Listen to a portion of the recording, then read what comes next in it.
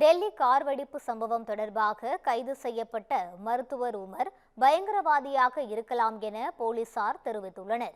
செங்கோட்டை அருகே நடந்த கார் வெடிப்பு சம்பவத்தில் 12 பேர் கொல்லப்பட்ட நிலையில் முதற்கட்ட விசாரணையில் காரின் உரிமையாளரும் மருத்துவருமான உமர் தனது கூட்டாளிகளுடன் சேர்ந்து டெட்டனேட்டர் மூலம் வெடிக்கச் செய்தது சிசிடிவி காட்சியில் பதிவாகியுள்ளது.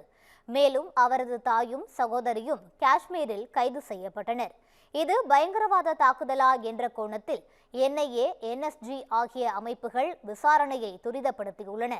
ஃபிடாயின் எனப்படும் தற்கொலைப்படை தாக்குதலாக இருக்கலாம் என போலீசார் தகவல் தெரிவித்துள்ளனர். கார் வெடிப்பு சம்பவத்தை அடுத்து நாடு முழுவதும் பதற்றமான சூழல் நிலவி வரும் நிலையில் விசாரணை தீவிரமாகியுள்ளது.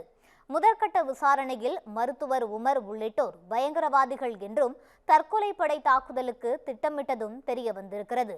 காஷ்மீரில் நடத்தப்பட்ட சோதனையில் 350 கிலோ மதிப்புள்ள அம்மோனியம் நைட்ரேட், கை துப்பாக்கிகள் உள்ளிட்டவை பறிமுதல் செய்யப்பட்டன. இதனிடையே அண்மையில் உத்தரப்பிரதேச மாநிலம் லக்னோவில் வைத்து பெண் டாக்டர் ஷாகினை போலீசார் கைது செய்தனர். ஜெய்ஷ்-இ-முகமது அமைப்பைச் சேர்ந்த பெண் டாக்டருக்கு டெல்லி கார் வெடிப்பு சம்பவத்தில் தொடர்பு இருப்பதாக போலீசார் சந்தேகப்படும் நிலையில் அவரது புகைப்படத்தையும் வெளியிட்டுள்ளனர்.